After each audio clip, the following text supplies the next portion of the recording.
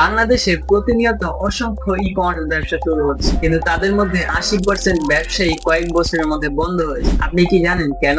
E commerce ব্যবসা টিকে না থাকার প্রধান কারণ হলো তারা সঠিক স্ট্র্যাটেজি অনুযায়ী কাজ করে না। বিশেষ করে ফেসবুক মার্কেটিং, যা এখন বাংলাদেশের সবচেয়ে বড় অনলাইন মার্কেট প্লেস, সেখানেও তারা প্ল্যান ছাড়া কাজ করে। তাদের প্রোডাক্ট ভালো, দাম প্রতিযোগিতামূলক, তবুও তারা আশানুরূপ রেজাল্ট পায় না। কারণ রেজাল্ট আসে তখনই যখন আপনার কন্টেন্ট, অডিয়েন্স টার্গেটিং, বাজেট এবং সময় সবকিছু একটা স্ট্র্যাটেজির ভিতরে থাকে। আর এই আশানুরূপ রেজাল্ট না পাওয়ার ফলে ব্যবসায়ীরা হতাশ হয়ে পড়ে এবং মনে করে ফেসবুকে বুঝে এখন আর কিছু হয় না। একটা ভালো ব্যবসা তখনই গড়ে ওঠে যখন আপনার মার্কেটিং হয় প্ল্যান করে এবং সঠিক জায়গায় ইনভেস্ট করে।